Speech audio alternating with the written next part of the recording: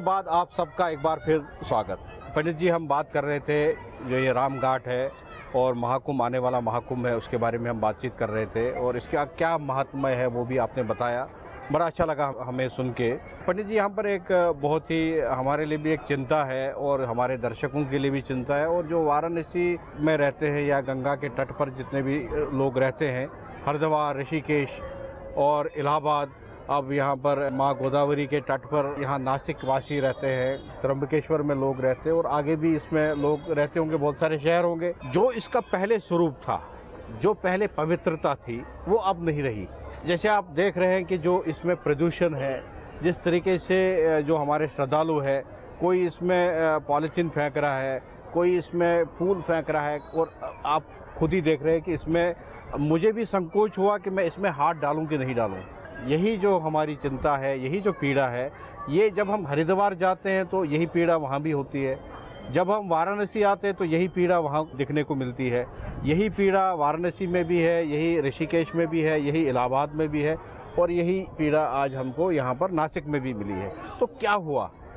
1947 से पहले तो हम ये एक एक्सक्यूज़ मानते थे कि ये देश अंग्रेज़ों के ग़ुलाम था, मुग़लों के नीचे में ग़ुलाम था।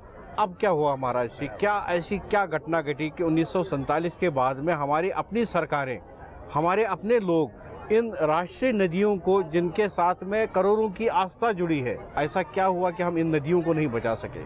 इसमें ये जो सवाल आपने पूछा, ये हर एक व्यक्ति के मन में, दिल में ये सवाल है। साधु संतों, महंतों, ऋषि मुनि और हर एक सामान्य व्यक्ति के मन में ये सवाल है, और सबका मन में ये है कि किसी भी हालत में इसके लिए चाहे जो भी खर्चा करना पड़ेगा वो खर्चा करो, चाहे जो भी करना पड़ेगा गवर्नमेंट को। साधु संतों, पुरोहित संगठन के आम आदमियों ने सबसे पहले बताया हुआ है कि आप जो कुंभ मेला के बारे में जो करोड़ों रुपया लगाते हैं, उसमें प्रायोरिटी रखो काम की, कि सबसे पहला काम कौन सा करना, सबसे दूसरा, तीसरा, चौथा कौन सा करना। तो यहाँ के सभी संतों, महंतों ने और पुरोहित संघ ने उनको बार बार ये जता करके कहा हुआ है।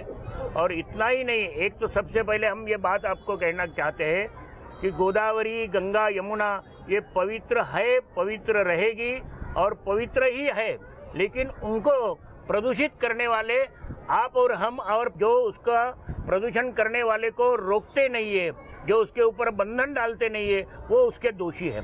वो तो कैसे भी होंगे, वो पवित्र रहेगी, उसमें कोई ये नहीं है।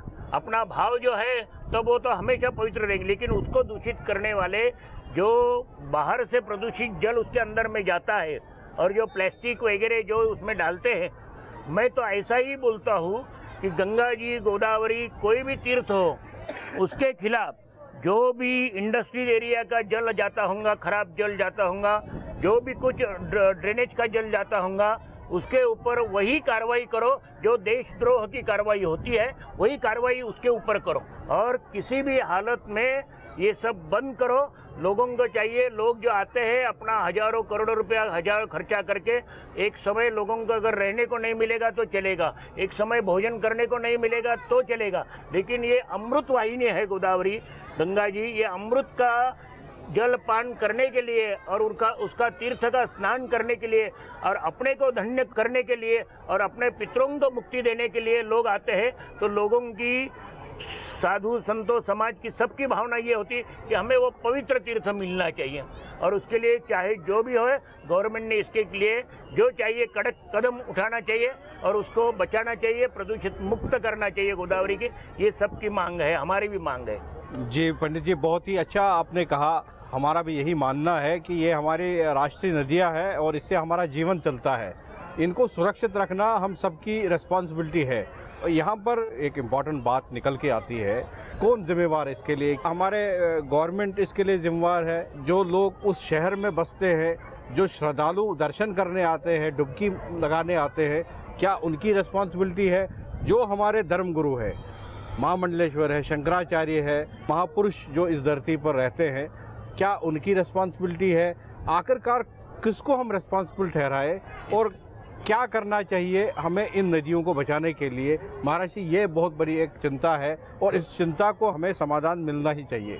हम ये कहते हैं कि साधु संत पुरोहित ये मार्गदर्शन करते हैं और इसीलिए उसका शास्त्र बताते हैं कि जब भी कभी तीर्थ पर जाएंगे आप तो तीर्थ पर अपना बदन जो है वो एकदम साफ स्वच्छता होकर के जाना चाहिए। यहाँ तक ये बताते हैं कि पहले घर में आप साबुन से स्नान करो लेकिन इधर साबुन नहीं लगाना। तो आपका पहले देह शुद्ध होना चाहिए, उसके बाद में अपना जो जूता चप्पल है वो बाहर रखो। गोदावरी का स्नान करने का जो विधान है वो ऐसा है कि इसको दंडवत करके गोदावरी को दंडवत करना चाहिए। सबसे पहले गोदावरी के अंदर में पैर नहीं डालना चाहिए, उसका जल अपने माथे पर लेना चाहिए, आंखें को लगाना चाहिए, फिर उसकी प्रार्थना करना चाहिए, उससे क्षमा मांगनी चाहिए और अपने हाथ से किया हुआ ये जन्म में पूर्व जन्म में जो भी जाने अनजाने में पातक होता है उसका दोष परिहार होकर के उसका जो अर्घ्य पूजा ये सब बताई है वो करके फिर गोदावरी की प्रार्थना करके फिर स्नान करना चाहिए। साधु संत ब्राह्मण ये बताते हैं कि पैर में चप्पल रख करके गोदावरी का स्पर्श भी नहीं करना चाहिए, जूता बाहर रखो और फिर गंगा जी को स्पर्श करो और वो भी डायरेक्ट पैर नहीं डालना, पहले गंगा जी का जल अपने माथे पर लेने का और फिर कर। तो जैसा ये है ना वैसा ही ये बात सभी लोगों ने मानना चाहिए कि किसी ने जूता पहन करके अंदर में नहीं जाना चाहिए, साबुन लगाना नहीं चाहिए, कपड़ा धोना नहीं चाहिए। कपड़ा धोना साबुन लगाना ये दोष है तीर्थ में। और जो भी कुछ होगा प्लास्टिक होगा या जो भी कुछ ये होगा वो उसका बंद करना चाहिए। और गवर्नमेंट ने ये ध्यान रखना चाहिए कि आजकल बस्ती बढ़ रही है तो उसका ड्रेनेज का पानी आता है, इंडस्ट्रियल एरिया बढ़ रही है, उसका जो रॉ वाटर आता है उसको किसी भी हालत में गंगा जी में नहीं जाने देना चाहिए। उसका रास्ता अलग निकालो, उसका कैसा डिस्टोर करना है वो अलग करो, लेकिन तीर्थ के अंदर में किसी भी प्रकार का कोई प्रदूषित जल न जावे। इसके लिए गवर्नमेंट की ये जिम्मेदारी है, कारखानोदारों की जिम्मेदारी है, जो भी नागरिक वहाँ रहते हैं और जिनके घर का पानी वहाँ जाता होगा उसकी भी ये जिम्मेदारी है कि उधर कुछ नहीं जाना चाहिए। और प्लास्टिक सहित सभी जो वस्तु है वो सब बंद होना चाहिए। यहाँ एकदम निर्मल भावना से गोदावरी का पूजन करके गाय का दूध, गंगा जी का शुद्ध जल, हल्दी रोली पुष्प से गोदावरी का पूजन होता है, उससे पूजन करना चाहिए और एकदम शुद्ध भाव से रहेंगे। और गंगा जी का जो जल है वो बहता रहना चाहिए। आज आपको बताता हूँ कि कभी कभी यहाँ उसको कंट्रोल नहीं है, कभी कभी छोड़ देते तो यहाँ पानी जाता है बहुत बह जाता है और कभी कभी बंद कर देते तो पूरा बंद कर देते। तो ऐसा उसका नियोजन होना चाहिए कि 12 महीना पानी बहता रहना चाहिए। बहता रहने से प्रदूषण एकदम कम दिखता तो है। इसमें भी कहीं बांध बांधा गया है क्या? है ना, कहाँ पर? गंगापुर डैम है, बहुत बड़ा बांध है। नहीं, जो जैसे ये तो त्र्यंबकेश्वर से निकल रही है। त्र्यंबकेश्वर से निकलती लेकिन वहाँ गुप्त हो गई है गोदावरी। फिर कहाँ से? फिर यहाँ से चक्र तीर्थ है, गंगापुर से पीछे चक्र तीर्थ है, वहाँ पर भगवान विष्णु जी ने भूमि के ऊपर चक्र मारा, फिर वो चक्र तीर्थ में पाताल में से गोदावरी प्रकट हो गई और यहाँ से दक्षिण वाहिनी हो गई। इसलिए भगवान रामचंद्र जी ने यहाँ सबसे बड़ा महात्मा गोदावरी का वर्णन किया हुआ। तो बाकी जितने भी हमारी नदियाँ हैं वो उत्तर वाहिनी होते हैं? नहीं, सब नदी का अलग अलग, जैसा गंगा उत्तर वाहिनी, कालिंदी पश्चिमा पुण्य गंगा उत्तर वाहिनी, दक्षिणा दुर्लभा गोदा पयोष्णी पूर्व वाहिनी तापी नदी, ऐसा हर एक नदी का दिशा का महत्व वर्णन अलग अलग है। जैसे हर शहर में जिस तरीके से महापुरुषों ने, बुद्धिजीवियों ने जो आवाज़ उठाई, हरिद्वार, वाराणसी और मथुरा वृंदावन में महापुरुषों ने भी हमारे साथ में यही आवाज़ उठाई कि उनको भी चिंता है ये राष्ट्रीय नदियाँ जो है हमारी और हमारे ये आध्यात्मिकता से जुड़े हुए हमारे करोड़ों लोग इस नदी के साथ में है। गंगा हो, यमुना हो, गोदावरी हो, कावेरी हो, कृष्णा हो, तो 7 बड़ी नदियां हैं भारत में जिनका आध्यात्मिकता से जुड़ाव है, लोगों को उनके साथ में जुड़ाव है, हमारा जीवन वो प्रदान करते हैं और जीवन में सुख शांति लाते हैं ये नदियां। तो यहाँ पर भी हमें यही सेम चीज़ सुनने को मिली। यहाँ भी शुक्ला जी ने यही पॉइंट उठाया कि गवर्नमेंट की भी रिस्पॉन्सिबिलिटी बनती है ऐसे सख्त कानून लाने की जहाँ से इन नदियों को हम प्रदूषित होने से बचाए। आम आदमी जो श्रद्धालु है, आम आदमी है, उनकी भी रिस्पॉन्सिबिलिटी बनती है कि वो इन नदियों में साबुन ना लगाए, कपड़े ना धोए और गंदगी ना फैलाए। ये हम सबकी रिस्पॉन्सिबिलिटी बनती है। और संत समाज जो हमारे महापुरुष है, उनकी रिस्पॉन्सिबिलिटी ये बनती है वो आगे आके कम से कम जागरूकता लाए। जब जागरूकता आएगी तो लोग खुद ही समझेंगे कि इनका महत्व क्या है और हमें किस तरीके से जाना चाहिए, नदियों में डुबकी मारना चाहिए और किस तरीके से इनको पवित्र रखना चाहिए। महाराज, जैसे आपने कहा कि ये पवित्र तो है नदियाँ, लेकिन जो साइंटिफिक टेस्टिंग होती है, एनवायरमेंटल साइंटिस्ट जो टेस्टिंग करते हैं, तो इसमें बहुत सारे पोल्यूटेंट्स की मात्रा बढ़ गई है।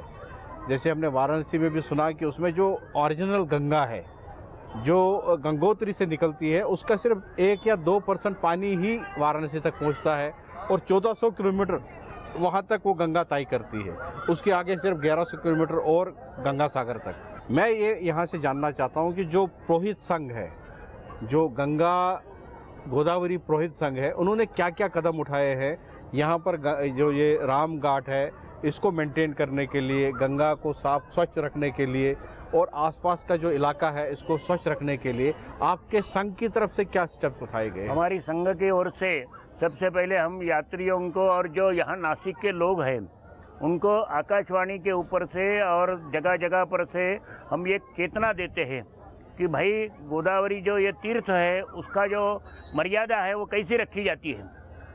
कोई भी उसमें चप्पल न डाल करके जावे, कोई भी साबुन न लगावे, कोई भी कपड़ा न धोए, इससे और दोष लगता है।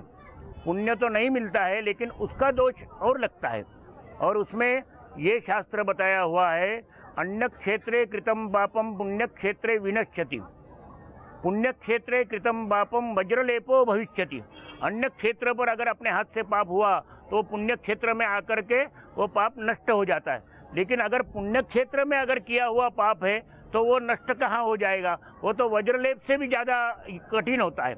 इसलिए जो यहाँ के जो भी लोग हैं, शहरवासी है या जो भी लोग आते हैं, उन्होंने ये बात ध्यान रखनी चाहिए कि गोदावरी में साबुन न लगावे, कपड़ा न धोवे, जूता पहन करके न जावे और प्लास्टिक वगैरह कोई न डाले, उसकी मर्यादा रखनी चाहिए। उसको गोदावरी को तीर्थ है अपने सिर पर लेकर के उसका पूजन वगैरह करे। और ये तो हम लोगों में चेतना देती है। पंडित जी, क्या वजह है कि जो हमारे श्रद्धालु है वो बात ही नहीं मानते? हाँ नहीं, उसके साथ साथ में हम गवर्नमेंट को भी बोलते हैं। ये गवर्नमेंट तो फिर कानून लाएगी, सख्त कानून लाएगी और गवर्नमेंट के आदमी यहाँ रहने चाहिए। जो है यहाँ पर अभी नगर पालिका के लोग हैं कि वो मना करते हैं, लोग आते हैं, लेकिन वो जो ऐसा है ना कि जहाँ पर 50 लोग चाहिए वहाँ पर 2-5 लोग हैं। तो ये हम गवर्नमेंट को बोलते हैं कि आप ये आदमी बढ़ाओ, ये जो है सिपाही जो है पट्टे वाले हैं उनको बढ़ाओ आप, ये हम चाहते हैं। और श्रद्धालु लोगों ने और बाकी के जो आम जनता है उन्होंने इस बात के तरफ ध्यान रखना चाहिए कि जो संत महंत पुरोहित ये जो अपने को मार्गदर्शन करते हैं उसका अमल करना चाहिए। जी पंडित जी, बड़ा अच्छा लगा यहाँ तक हमने डिस्कशन किया आपके साथ में। और आप सब देखिए, ये 2 दृष्टिकोण है और दोनों एक ही जगह मिलते हैं। नदियों में आप साबुन लगाते हो, नदियों को आप गंदगी फैलाते हो या वहाँ पर जूता चप्पल ले जाते हो तो आपको पाप लगेगा। अब इसकी मॉडर्न डेफिनेशन क्या है? आज की परिभाषा ये है कि अगर हम इनमें गंदगी फैलाएंगे, अगर इसमें हम साबुन डालेंगे तो इसमें जो जीव जंतु रहते हैं, जैसे मछलियाँ रहती है और भी छोटे मोटे बहुत सारे जीव जंतु हैं, वो मर जाते हैं। क्योंकि साबुन जो है वो डिटर्जेंट है, केमिकल्स है, वो उनके लिए डाइट नहीं है। एक तो ये रीज़न है। दूसरा रीज़न है कि अगर हम इन नदियों को गंदा करेंगे तो वाटर पोल्यूशन की लेवल्स बढ़ती है। वाटर पोल्यूशन की लेवल जब बढ़ेगी तो एसिड रेन्स आने के चांसेस रहते हैं और पूरा एसिड रेन्स आने से तो पूरा सर्वनाशी होगा। हमारे जो ग्रीनरी है, प्लांटेशन है, सब कुछ ख़त्म हो जाएगा। तो हमारे जो सनातन के धर्मशास्त्र थे, जो हमारा वेदांता है, वेदास हैं, वो और साइंस कभी भी अलग नहीं है। वो तो लाखों करोड़ों साल पहले लिखे गए, हमारे ऋषि मुनियों ने लिखे। और आज का जो साइंटिफिक युग है, दोनों बात सेम कह रहे हैं, लेकिन बात कहने का ढंग जो है थोड़ा सा अलग है। लेकिन दोनों का जो उद्देश्य है वो यही है कि हमारी ये नदियां हैं, राष्ट्रीय नदियां हैं, ये स्वच्छ रहे और निर्मल रहे ताकि हमारा जीवन भी सुखी रहे। महाराज जी, यहाँ पर किस तरीके का महाकुंभ होगा? आपकी व्यवस्था कैसे रहेगी उन दिनों में यहाँ पर? हमारी तरफ से हमने जो कुंभ का शाही स्नान की तारीख है, जो ध्वजारोहण की तारीख है, जहाँ से कुंभ शुरू हो जाता है, वो बताया हुआ है। श्रावण शुद्ध पूर्णिमा का पहला स्नान है और श्रावण बदी अमावस्या का दूसरा महाकुंभ का स्नान है और तीसरा ऋषि पंचमी का स्नान है। ऐसे 3 शाही स्नान है और बाकी एकादशी, पूर्णिमा, अमावस्या, संक्रांत ये पर्व स्नान बहुत है। तो इसमें इस पीरियड में कोई भी तिथि को आकर के स्नान किया तो उसका फल पुण्य फल है ही।